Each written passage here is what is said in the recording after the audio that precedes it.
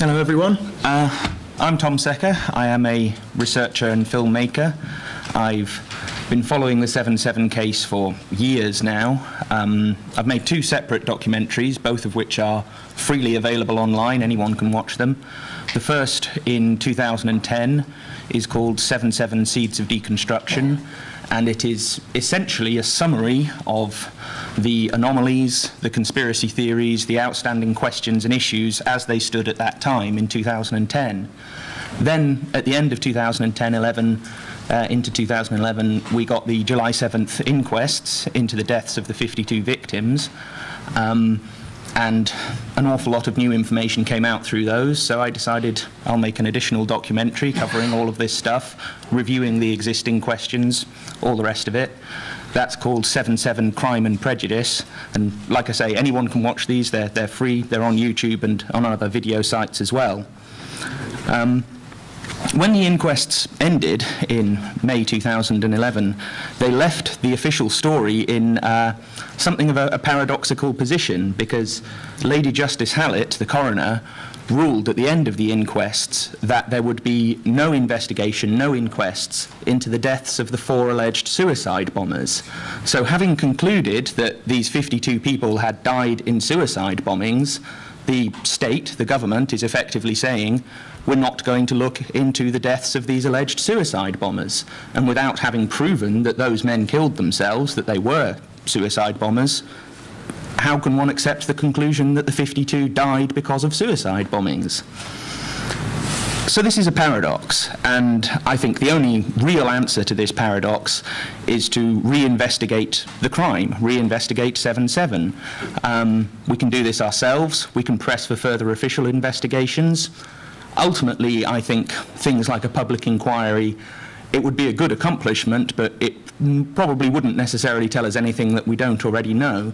So I think the emphasis has to be on our own investigation. It has to be on taking the power ourselves and the responsibility ourselves to do this, rather than trying to press the state and trying to get the state to tell us, you know, the truth about all of this.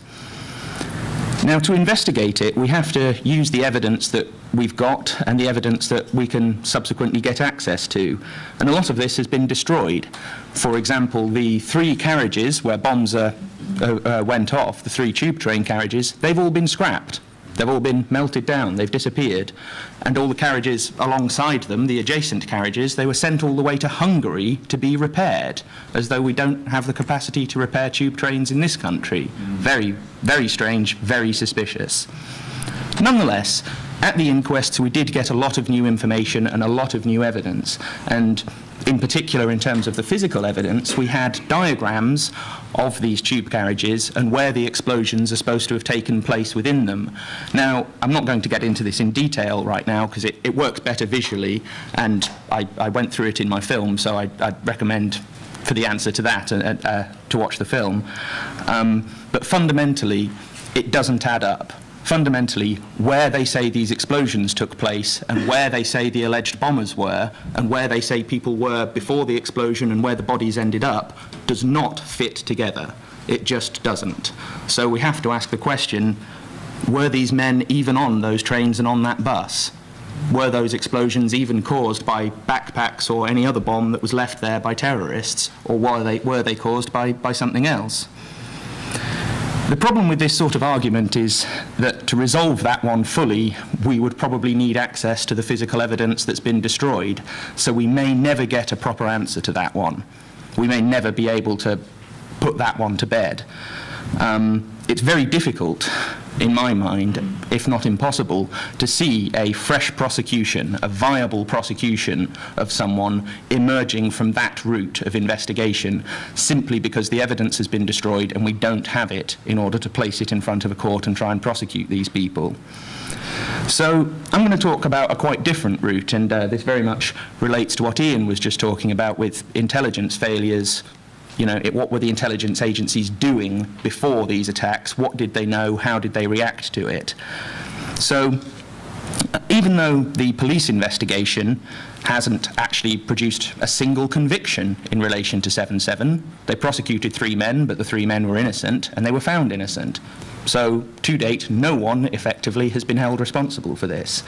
And even though we've had no public inquiry, no judicial inquiry, no truth commission, no anything of that sort, we do have an awful lot of information now about the security services. We probably have more information about what they knew, when they knew it, and what they did than we have on any other aspect of this case. So that is something I've very much focused on in my work, and that's what I'm going to talk to you about. Now, we had two reports by the Intelligence and Security Committee, one in 2006, one in 2009, and these were looking into what the security services knew before 7/7. The inquests have also made a whole load of primary source documents from MI5, West Yorkshire Police Special Branch, made these documents available to us, and these are authentic, and we can go and check them. You can find them freely online. You can look at them yourselves. So, even before we get to the question of mainstream media coverage of this, we have a lot of information to go on. We were initially told that these four suspects were clean skins. I'm sure you remember this phrase. Charles Clarke, I think, used it, i.e. people who were previously unknown to the security services, that they had no records on them whatsoever. Within a matter of weeks, this was proven to be untrue. Only 3 months after 7/7, BBC Newsnight, there was an episode of Newsnight which started breaking down this story and started demonstrating that, in fact, the security services did have quite a lot of information on these four guys well before 7/7 happened. So the first ISC report in May 2006, it basically concluded that two of the alleged bombers had appeared on the periphery of another investigation. That's essentially what they said about it.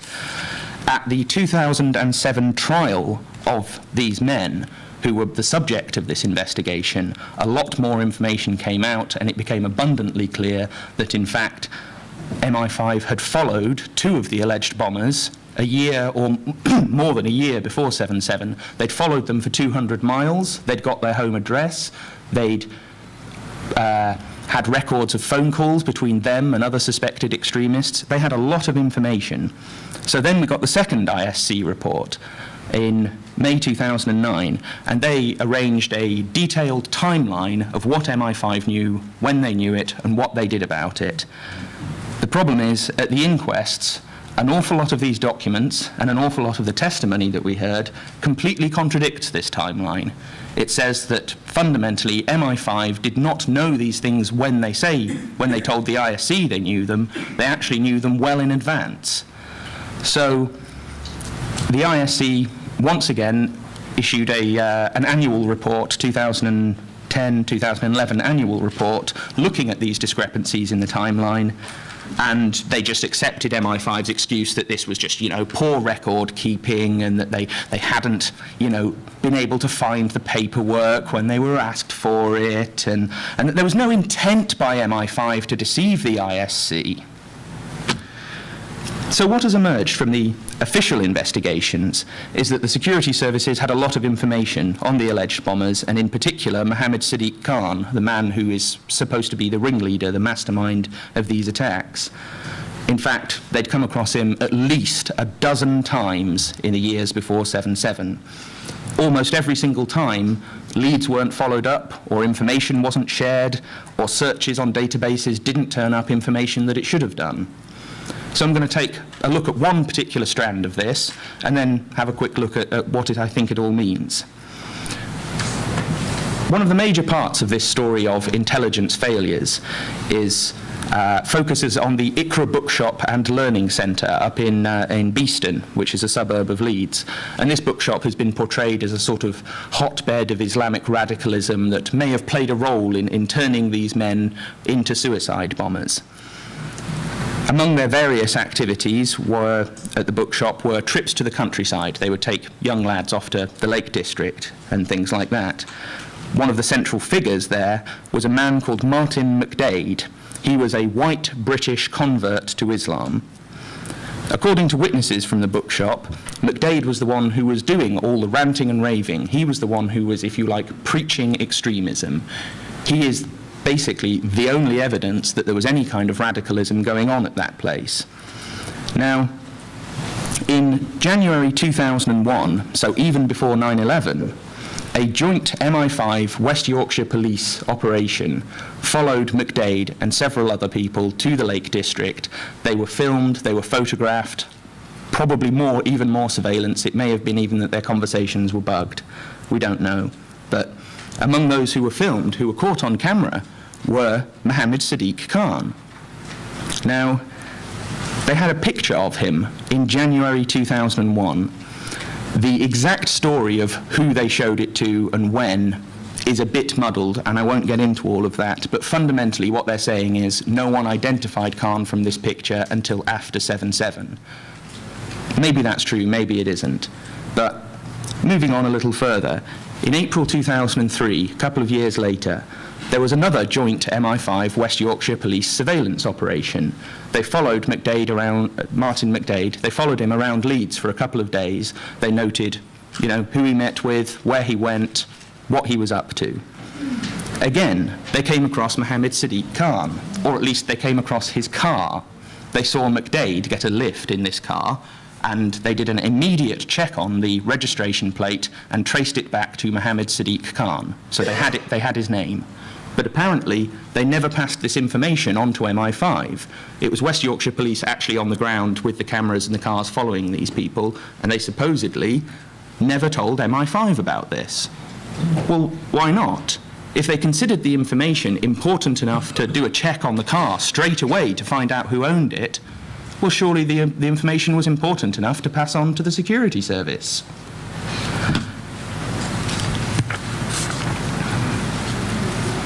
At the inquests, two different excuses were given for why they didn't pass on the information. The first is that the lift in the car was only a few minutes, and therefore it wasn't considered significant enough. But as I've just said, it was significant enough to check up on it, but apparently wasn't significant enough to tell anyone. The other excuse they gave was that the information wasn't relevant to the purpose of the operation, of the surveillance operation. But the thing is, neither West Yorkshire Police nor MI5 have told us what the purpose of the operation was. So they are hiding behind, operational reasons without making it at all clear what these operational reasons are. So where is the accountability? Where is the, Yeah? Just a question to clarify. West Yorkshire Police, were they instructed by MI5 to follow Martin McDade? Yeah, and then report back all that they found? Well, we don't know exactly what MI5 asked them to do. But they were working on MI5's behalf? Yeah. Right. MI5 requested that they do the operation. Yeah. Got about 10 minutes to take all the questions.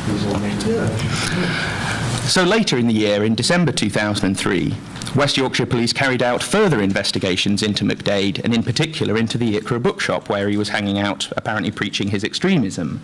They found out that the bookshop was run by McDade and another man called Tafazul Mohammed, and that it was a registered charity. Now, logically, the place for them to have got this information is paperwork that was filed with the Charities Commission by the people at the Ikra bookshop. The problem is that on this paperwork, there is a list of names of trustees of the charity, and that list includes Mohammed Sadiq Khan and Shahzad Tanweer, two of the alleged 7/7 bombers. They're pretending that they never actually looked at this paperwork, and MI5 came up with this novel and entirely ridiculous excuse, saying that by December 2003, Khan and Tanweer were no longer involved at this bookshop, so therefore it wouldn't have mattered whether or not they were looking into it at that time, because they couldn't have found any information. But this is fundamentally untrue. This is a lie, because it makes no difference whether or not they were still involved there. Their name was on the paperwork for another year. If they looked at that paperwork, they would have found their names. And I'm pretty sure they did actually look at that paperwork, because I can't think of anywhere else they could have got this information. So, into 2004. In February and March 2004, both Khan and Tanweer, both Sadiq Khan and Shahzad Tanweer, were seen during Operation Crevice, which you will probably have heard of. This was a Metropolitan Police and MI5 investigation into what has been called the fertilizer bomb plot. It wasn't much of a bomb plot in as much as they never built a bomb, they never selected a target, they never established a means of delivery. It was basically a bunch of guys sitting around idly chatting about possible terrorist attacks. They didn't really do very much at all. Anyway, they linked Mohammed Sadiq Khan to various people that they saw during Operation Crevice. They traced 2 different cars to him on the paperwork, so they had his name, they had information on him, they had his home address even. And after the fertilizer bomb plot had been broken up, they arrested everyone at the end of March 2004. They then launched an additional operation codenamed SCRAW, which was an attempt to find out more about these people that they'd seen during the surveillance, to try and, establish who they were and whether they posed any kind of threat. So in June 2004, they sent an email, MI5 sent an email to West Yorkshire Police and the Special Branch North East Regional Intelligence Cell, asking for more information about Sadiq Khan. A reply comes back, identifying Khan, giving his date of birth, previously known addresses, and a caution he'd received from the police for assault back in 1992. But the reply said nothing about the 2003 surveillance on Martin McDade, when they established that McDade had been in this car that belonged to Sadiq Khan. So why did the search not turn up Sadiq Khan's name? That information would have been put onto the database when they had it back in 2003, so when they searched in 2004, they should have found it. So why didn't they? And this is one of the things that was actually asked at the inquests. They avoided lots of important questions, but they did ask this one. The excuse that was given is possibly the most ridiculous excuse I've ever heard, and it was basically, we couldn't find any technical reason why the database search didn't turn up the information, but it's all right because the database is working again now. So ask yourselves this. If you had a problem with your central heating system and you called in some plumbers and they spent months rigorously checking your whole plumbing system, costing a fortune, and then they come to you at the end and they say, well, we couldn't actually find anything wrong with your central heating system, but it's okay because it's working again now, and here's your bill. Would you pay them? Would you put up with this from your plumber? And I put it to you, if you wouldn't put up with it from your plumber, you shouldn't put up with it from the security services. So what's going on here? One possibility, even a probability, I think, at this stage, is that this fellow, Martin McDade, at the Ikra bookshop, was a spy, working for the British security services. He may have been a double agent. Consider this. Back in 2002, his name was leaked by the security services to the Times newspaper as a possible extremist up in Leeds. McDade was never arrested, either as part of the 7/7 investigation or part of any other investigation. He was subject to long-term but relatively sporadic surveillance. All of this surveillance uncovered a lot about McDade, but strangely never uncovered his relationship to Mohammed Sadiq Khan. He was also reported to have been ex-SBS, Special Boat Service, which means, if that's true, he was part of an elite British Special Forces unit that comprises, I think, about 250 people, so a very small unit. What are the chances? What are the chances of someone that served in the British Special Forces turning up and playing a vital role in the 7/7 investigation? His connection to Mohammed Sadiq Khan was never mentioned in the first ISC report. They apparently didn't know about it. His connection was mentioned in the second ISC report, but he was never mentioned by name. He was simply called a possible extremist. McDade himself has now disappeared, and no one seems to know where he is. So, was he a spy? Putting all this in context, the same story that's seen with McDade is seen with several other men who also appear in the background of the 7/7 investigation. A guy called Mohammed Junaid Babar, who I'm sure most of you have heard of. He was reported in The Guardian in one of the rare articles that's actually covered a controversial aspect of this case. There is also another man called Mohammed Koyum Khan, known as Q, like in the James Bond films, who was the supposed ringleader of the Operation Crevice fertilizer bomb plot. Now, Q, like McDade, was never arrested. Mohammed Junaid Babar was arrested, but got away with admitting to the most horrendous terrorist crimes and served about 4 years in prison for it. So there's a pattern here. And I think it's highly likely that all three of these men, Martin McDade, Mohammed Koyum Khan, Mohammed Junaid Babar, were all working for the security services, either British or American. Now, in each case, there were significant intelligence failures, or at least alleged intelligence failures, that strangely failed to uncover the relationship between the alleged 7/7 bombers and these apparent double agents or spies. So the result of this is that each time the security services had information before 7/7 that these alleged bombers were doing something suspicious, they failed to exploit the information. They didn't follow it up. This means that every single time they did something that could later be used to make them look like suicide bombers, MI5 did nothing. So the picture that's now emerging is that the intelligence failures didn't just have the effect of preventing the security services from stopping the bombings or preventing them from arresting these alleged bombers ahead of time, but also of protecting these people who are likely spies, and as I say, protecting the relationship between these people who are spies, probably, and the alleged bombers. So I'll leave you with a couple of questions. Were these intelligence failures actually intelligence successes?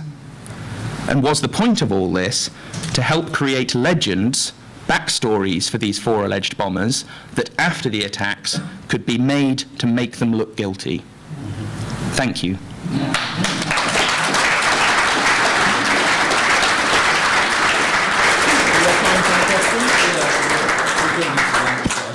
Take a couple of questions. Any questions? Go on.